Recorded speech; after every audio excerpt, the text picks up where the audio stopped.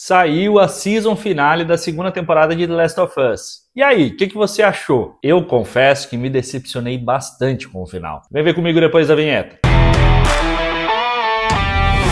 Fala, meus queridos, eu sou o Diogo Alpendre e seja bem-vindo a mais um Viu Comigo. Terminou a segunda temporada de The Last of Us e olha, foi um prazer acompanhar todos os episódios aqui junto com vocês. E analisando cada detalhe dessa história que alternou aqui entre ótimos episódios e episódios não tão bons, né? Então, como sempre, se preparem porque nós teremos aqui diversos spoilers. E já vou aproveitar e pedir para você deixar o seu like nesse vídeo, se inscrever no canal e ativar as notificações para não perder nenhum dos vídeos novos que vão sair. Já vão sair uma porção de vídeos sobre a série From e ainda diversos outros conteúdos. Tem muita série boa para analisar nesse ano. Então já aproveita e dá essa força pro canal, ok? E vamos direto para a análise do último episódio da segunda temporada de The Last of Us. Então, antes de entrar na análise do episódio, eu quero dizer que como a série é uma adaptação do que foi o jogo, e aqui entendam bem que a adaptação dá certa liberdade para alterar ou interpretar de formas diferentes aquilo que já aconteceu no jogo. E nós sempre soubemos que a série seria muito difícil de adaptar, literalmente, ipsis literis, para a série. E eu tava gostando muito, inclusive, das adaptações que estavam acontecendo. E já tinha até mencionado isso nos outros vídeos. E que nem vejo como saudável ficar comparando aqui o que aconteceu no jogo com como que estava acontecendo na série. Porque são plataformas diferentes e não faz sentido a gente ficar comparando para ver qual é a melhor. Até porque não há tempo suficiente na série para colocar tudo o que foi colocado no jogo. E como eu disse, a temporada foi alternando aqui entre episódios ótimos, episódios que não eram tão bons. E aqui eu vou ser bem sincero. Eu não gostei, especialmente desse último episódio. Mas antes aqui de você me dilacerar como se você fosse um serafita, deixa eu explicar o porquê durante essa análise, tá bem? Então vamos lá. Depois do episódio maravilhoso que nós tivemos aqui, que justificou basicamente tudo que a série vinha abordando a nível de vingança em função do amor que a Ellie sentia pelo Joel, que o Joel sentia pela Ellie, esse último episódio, que se chama Convergence, que tem ali aproximadamente 50 minutos, o que normalmente é pouco para uma season finale, ainda mais se nós compararmos, por exemplo, com Severance, que teve um episódio final de mais de 1 hora. Mas que também, assim, tempo não significa qualidade. E aqui eu acho que faltou um pouquinho dos dois. E mesmo, olha, nós já começamos o episódio com a introdução, o que é bem comum em finais de temporada, até para não haver uma quebra aqui de imersão de toda a história que vão contar. O episódio começa, de fato, com o que nós vimos antes do episódio dos flashbacks com o Joel. Ou seja, após a Ellie torturar a Nora, enquanto a Dina e o Jesse voltavam ali para o teatro para tratar daquela flechada que a Dina levou na perna. E é isso que nós vemos aqui. O Jesse está ali tratando da flechada na Dina, enquanto ouvimos ali pelo rádio que o Isaac ordenou que ninguém mais utilizasse as comunicações por rádio. Provavelmente por suspeitar ali que eles estavam sendo monitorados e ao mesmo tempo para que isso não interferisse de forma nenhuma no plano que eles estão ali executando, que prevê, obviamente, um ataque contra os Serafitas. E ali a Dina recusa a bebida enquanto o Jesse trata dela. E é muito legal ver ali o instinto materno aflorando e ela colocando os interesses do bebê à frente dos dela, porque obviamente ali ela ia sentir muita dor. E a bebida ia ajudar ela a aguentar o que viria pela frente. Na sequência disso, nós vemos a Ellie chegar ali, retornar para aquele teatro e encontrar a Dina no camarim, onde ela conta que ela torturou a Nora e que as últimas palavras dela foram baleia e roda antes dela se transformar. Mas achei um vacilo ela não contar, por exemplo, uma informação que seria muito importante não só para Dina, mas para todos eles, de que ela descobriu que as pessoas podem se infectar pelo ar, que foi o que aconteceu com a Nora. Mas tudo bem, isso não seria importante aqui ainda. Vamos deixar passar. Mas o principal dessa conversa entre as duas é o fato de que ela conta o que o Joel fez e que motivou a Abby a ir atrás dele, já que ali, naquela conversa com a Nora, ela descobriu que foi por isso que eles foram matar o Joel. E ali, depois da Dina descobrir tudo o que aconteceu lá no hospital em Salt Lake, o que o Joel fez e que a Abby veio em busca de vingança, diz pra Ellie que elas devem voltar para casa no dia seguinte, dando a entender que agora, sabendo o motivo da Abby, a vingança pelo Joel perdeu o sentido, ao menos para Dina, mas pelo que nós vemos ali pela Ellie concordando, para ela também, porque ela concorda em voltar para casa. E aqui vejo isso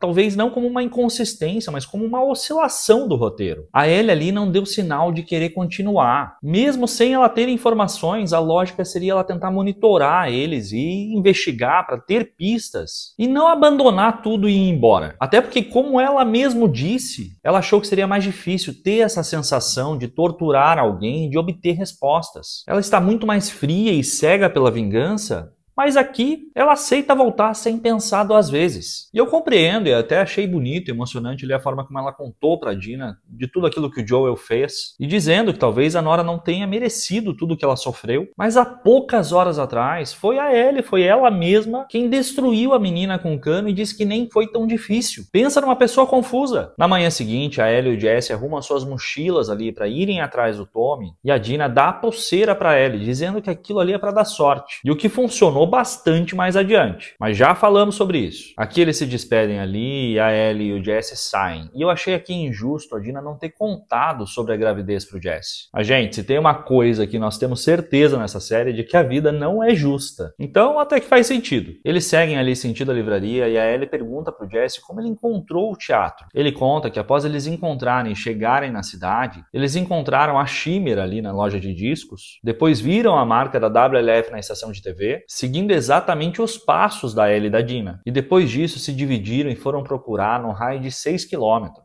E que foi assim que ele encontrou o teatro. E que isso demorou ali 2 dias. E lembrando aqui, elas pararam naquele teatro após terem ido até a estação de TV e acabaram na estação de metrô após terem sido ali perseguidas pelos lobos, aonde acabaram também sendo emboscadas ali por uma horda de infectados. Lembram? Onde a Ellie foi mordida e tal. Com isso, elas conseguiram sair dessa estação de metrô e o teatro ficava ali quase que do outro lado da rua. Então não vou nem calcular isso como uma inconsistência do roteiro, mas sim como uma super eficiência do Jesse. Não só em conhecer a Ellie e a Dina, mas em conseguir prever ali os movimentos que provavelmente elas fariam. E descobrir que elas poderiam ter se escondido ali. E ainda nessa conversa, o Jesse deduz ali que a Dina possa estar grávida. E a Ellie confirma. E fazendo ali com que ele diga que agora ele não pode morrer, afinal ele vai ser pai. E tudo isso, obviamente, para deixar aqui o final desse episódio ainda mais dramático. Mas vamos seguir, ok? Eles acabam indo ali até uma garagem para se abrigar da chuva e acabam vendo um jovem serafita ser cercado por 6 lobos. E que obviamente vão matar ele, sendo que um desses lobos é o pupilo do Isaac. O que é um belo detalhe e também sinal de que ele está ali perto. E nisso a Ellie tem um surto de heroísmo e decide tentar interferir ali, salvando o serafita. Mesmo após o Jesse impedir ela e dizer para ela não fazer. O que é um absurdo porque o cara acabou de dizer para ela que ele precisa se manter vivo porque vai ser pai, mas principalmente porque a Dina, que tá sozinha, mancando que nem um saci naquele teatro, depende que eles voltem para lá vivos, para que ela possa ir embora, sem contar o Tommy, que pode estar em perigo em algum outro lugar. Ou seja, quer pagar de heroína e não só correr o risco de morrer, mas também de matar o Jesse e a própria Dina, por um serafita que ela não faz ideia do que tenha feito. Aqui ainda não vou chamar de inconsistência, só de uma atitude de uma menina mimada e inconsequente que nós vimos que ela é ao longo dessa temporada toda. Pelo menos aqui na série, já que no jogo é bem diferente. Não vamos entrar nesse aspecto, tá bom? Enfim, eles saem dali e nisso nós vemos o quartel-general ali dos lobos,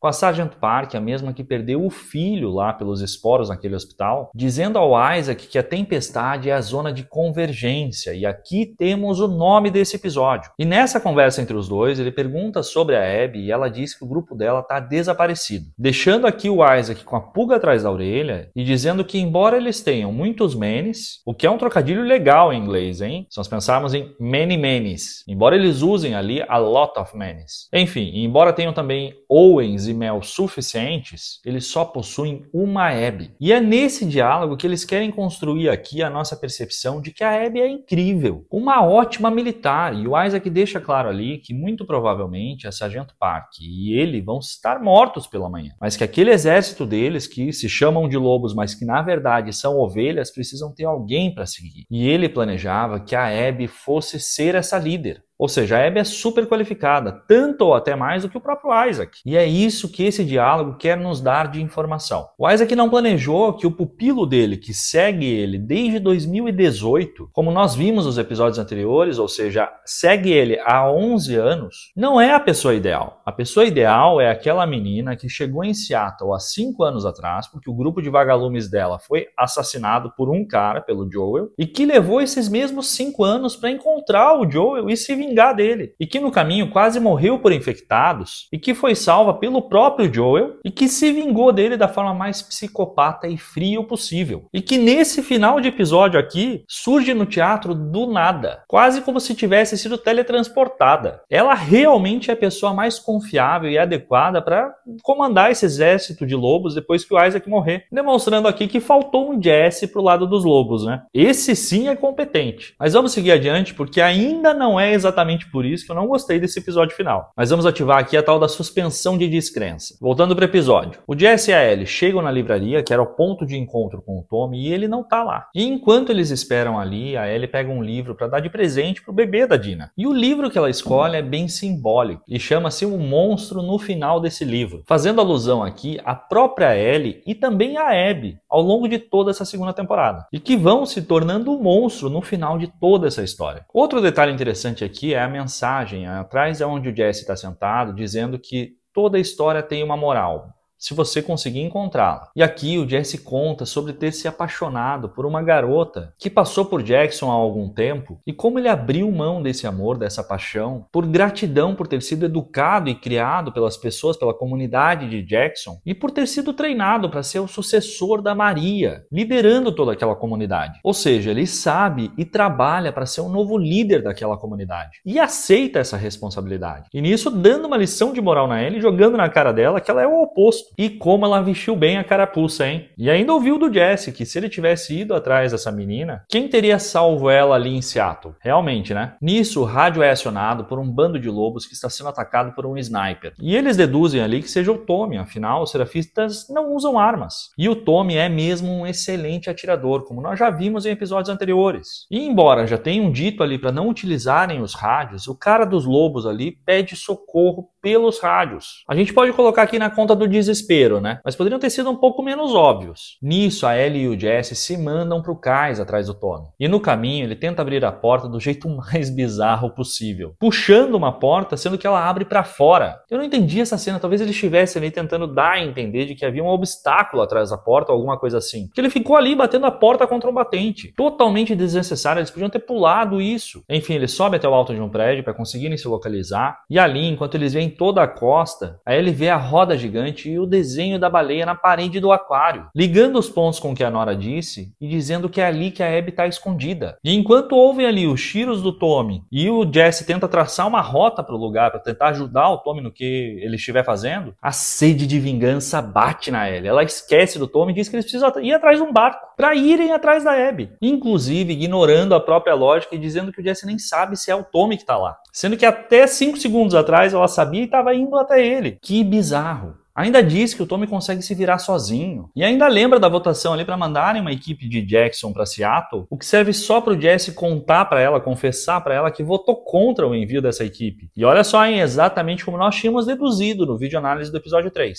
Mas, gente, vamos combinar aqui que não é hora de ficar discutindo política. O Tommy tá ali precisando de ajuda e essa cena serviu só para criar uma espécie de divisão entre os dois. E demonstrar o quão egoísta ele é. E não precisava, a gente já sabe. Era só dizer, vai lá você se vingar e eu vou salvar o Tommy. Que nem devia estar aqui, mas tá e tá correndo risco de vida por tua culpa, Ellie. E de novo, ela colocando em risco não só a vida do Tommy, deles e da coitada da Dina que tá mancando no teatro. Enfim, eles se separam e nós vemos a Ellie chegar ali num pier em busca de um barco. E ali, quase que a impulsividade dela mata ela, já que ela ia atirar num cara e não viu um grupo de lobos chegando de barco, que obviamente aquilo tudo tá escuro e eles não estavam com luzes acesas. Esse grupo carrega os barcos e vão em direção à Ilha dos Serafitas. E deixam ali para Ellie 2 barquinhos com motor e combustível. Olha aí a pulseira da Dina dando sorte. No mundo pós-apocalíptico, no meio de uma guerra, achar 2 barquinhos com combustível é maravilhoso, né? Mas sabe aqui o que não é sorte? Saber dirigir um barco, se você nunca teve em um. E pelo que nós sabemos da Ellie, ela nunca esteve num barco, não é? Muito menos no meio de uma tempestade, indo contra ondas gigantes. Ah, mas ela se quebrou ali, ela caiu do barco. Sim, mas foi parar acordada na Ilha dos Serafitas. Será que ela sabe nadar? Como é que ela aprendeu a nadar? Nós já vimos a Ellie nadar antes? Acho que não, né? Me lembra aí nos comentários. Calma, calma, eu vou ativar aqui de novo a suspensão de descrença e vamos colocar um pouquinho mais de crédito aqui na pulseira da sorte da Dina. Ali, na beira da praia, na Ilha dos Serafitas, ela é avistada por um garoto serafita e acaba sendo presa por eles, e que se preparam para matar ela ali daquele jeitinho serafita de ser. Enquanto a Ellie grita ali que não é um dos lobos. E aí, meus amigos? Enquanto a Ellie está sendo enforcada ali, pendurada e prestes a ser dilacerada, houve uma espécie de alarme da vila, grita para eles deixarem ela ali e irem ajudá-la na vila, correndo em direção à vila. E aí, meus queridos, meus amigos, a suspensão de descrença acabou. Um grupo impiedoso como os Serafitas está deixando aqui uma potencial lobo sair viva e ilesa, com arma e tudo ali no chão, nem na tentativa de usar ela como refém. Não, né? Que facilitismo de roteiro para deixar a Ellie viva e demonstrar que ela também foi capturada pelos Serafitas. Não precisava de nada disso, ou deixava ela ali oculta e escondida, ou matava logo ela e terminava a série. Que doideira! Eles deixaram ela viva. Ela volta para a beira da praia, encontra ali o seu barco intacto, com o motor funcionando, com combustível, do jeitinho que ela precisava, e vai para o aquário, dirigindo ali o barco perfeitamente, já que agora essa devia ser a segunda vez que ela dirige um barco. Ela já está muito mais experiente. E ainda no meio de uma tempestade que, como nós vimos lá na conversa do Isaac com a Sargento Perk, só vai piorar. E enquanto vemos que o couro está comendo lá naquela ilha. Continuando, nós não vemos como acontece, mas a Ellie consegue ali estacionar o barco perfeitamente e entra no aquário, chegando exatamente no dormitório do grupo da Abby, já que nós vemos ali 3 ou 4 camas prontas. Ou seja, provavelmente Owen, Mel, Abby e um convidado. Aí a gente pensa, né? Poxa, não, eles devem ter escolhido ali o lugar mais confortável para se abrigarem, para poderem descansar, no lugar mais seguro e sequinho, né? Mas antes ainda da Ellie ir desbravar o lugar, ela dá uma secada ali nas balas e dá uma limpada naquela arma. Claro, para garantir que elas não falhassem na hora H. Até porque senão a audiência ia ficar se perguntando aqui, poxa, mas como é que aquela arma ia funcionar depois de cair na lama, de ser molhada e tudo mais? Ia ser isso que ia fazer a gente duvidar. Enfim, a Ellie passa ali por uma área que parece ter sido utilizado como um hospital improvisado, cheio de gás e sangue, e que provavelmente essa cena será gancho para algo que nós iremos ver na terceira temporada. E com a sua lanterna acesa e fazendo um monte de barulho, ela vai desbravando os corredores escuros ali. Mas vamos acreditar que era para não tentar chamar muita atenção. Quando ela vê uma porta entreaberta, ela apaga a sua lanterna e vai em direção. E flagra uma conversa entre o Owen e a Mel, em que ele diz que vai atrás da Abby, que aparentemente está sozinha na linha de frente, e que na volta eles seguem juntos. Ou seja, mais uma vez o Owen está indo ajudar a Abby, que aparentemente estava também fazendo algo impossível, porque claramente ela é o espelho da Ellie. E aqui a Ellie encurrala os dois e usa a estratégia do Joel para descobrir aonde a Abby está. Pede que os dois indiquem individualmente a posição da Abby no mapa, e se forem posições diferentes, ela mata os dois. E isso eu achei muito legal, eles demonstrarem que ela aprendeu isso, porque nós vimos ele fazer isso na prática. E aqui o Owen tenta impedir que a Mel conte aonde a Abby está, dizendo que ela vai matar ele de qualquer forma. E após a Ellie dizer que não vai fazer isso, porque afinal de contas ela não é como eles, ela atira no pescoço do Owen. A bala atravessa ele no caminho, corta a jugular da Mel, que cai no chão, e é onde nós descobrimos que a Mel está grávida e pede para que ela faça a cesárea dela de urgência ali, rapidão, e salve o bebê dela. E que cena desesperadora é essa, meus amigos? Mais uma vez o instinto materno batendo forte aqui nesse episódio. E ali a Ellie bundona não salva o bebê da Mel, deixando ele morrer junto com ela, enquanto chora ali desesperadamente em cima do corpo deles. Ou seja, o roteiro não quis transformar ela em vilã de fato, fazendo com que ela executasse ali propositadamente a Mel grávida. Afinal, matar uma mulher grávida de propósito seria imperdoável, mas permitiu que o tiro matasse a Mel ali acidentalmente, mas não deram coragem o suficiente para ele salvar o bebê dela. Parece até que estão em dúvida em transformar ela em vilão, manter ela como vítima, pelo menos até a próxima temporada. E ali ela fica chorando até ser encontrada pelo Tom e pelo Jesse, que chegam gritando o nome dela. O que é um absurdo, já que eles não sabiam o que iam encontrar ali. Ou seja, prontos para entregar a posição deles e eliminar o elemento surpresa. E assim, além de tudo isso, embora o Jesse soubesse que a Ellie iria para o aquário, ele foi lá salvar o Tommy e os dois decidiram ir atrás da Ellie. Provavelmente ali pegaram aquele segundo barquinho que nós vimos. Mas seria difícil eles irem até o local sem ter um reconhecimento visual. Só se eles se guiaram ali pelos relâmpagos daquela tempestade, que duram ali cerca de 2 ou 3 segundos a cada relâmpago e que pode pode ter servido de lanterna para eles conseguirem encontrar não só aquela roda gigante, mas o próprio aquário. E chegarem ali pouco tempo depois dela, porque obviamente eles são muito mais eficientes que ela. Depois disso, os três voltam para o teatro e reencontram ali a Dina. O Tommy traça ali o plano para eles voltarem para casa e conforta a Ellie pelo que ela fez. E aqui, após o Tommy perguntar se a Ellie fica bem com o fato da Abby continuar viva, ela responde que terá que ficar. Ou seja, a Ellie desistiu de novo da vingança e de encontrar a Abby, jogando tudo o que ela fez essa temporada por água abaixo. Mas tudo bem, né? Sabe quem que não fica bem com tudo isso? A Abby, que apesar de estar precisando da ajuda do Owen algumas horas atrás, deve ter conseguido sobreviver por algum milagre, e que provavelmente nós iremos descobrir aqui na terceira temporada, voltou para o aquário, encontrou o Owen e a Mel ali mortos, seguiu os rastros do barco no mar, rastreando pessoas que obviamente tentaram deixar o mínimo de rastros possível, porque afinal não querem ser perseguidos, e chegou ao teatro, rendendo o Tommy, atirando na cara do Jesse e mandando a Ellie se levantar, e descobrindo só ali que tudo isso era uma vingança pela morte do Joel, e com a Abby acusando o Tommy de ter matado os amigos dela, ou seja, provavelmente ela já sabe que todos morreram, só que ela foi fazendo check-in em cada um dos postos, e ali a Ellie conta que foi ela quem matou os amigos da Abby, e enquanto a Abby diz que deixou ela viver e que ela desperdiçou isso, mirando a arma na cara da Ellie, nós ouvimos um tiro, enquanto vemos uma tela preta e a Ellie gritando não, deixando aqui um clima de tensão e um cliffhanger até meio óbvio, se nós pensarmos que nós não vimos a Dina nessa cena final, e sinalizando que esse tiro que nós ouvimos provavelmente é o tiro da Dina em direção a Abby, mas que também não deve matar a Abby porque obviamente nós temos que ter um duelo entre as duas no final. Mas só saberemos o que houve no final da terceira temporada, ou então até numa quarta temporada, se existir. Já que, como nós vimos no final dessa temporada, iremos retornar ao dia 1 em Seattle, só que agora pela ótica da Abby, que acorda no estádio que serve como base ali dos lobos, e onde iremos descobrir o que aconteceu com ela nesses 3 dias em que nós vimos a história da Ellie se desenrolar. Até porque nós vemos ali no pescoço da Abby uma marca de corda, sinalizando que provavelmente ela foi capturada pelos Serafitas, e que nós vimos ali que ela estava encurralada e precisando da ajuda do Owen, mas que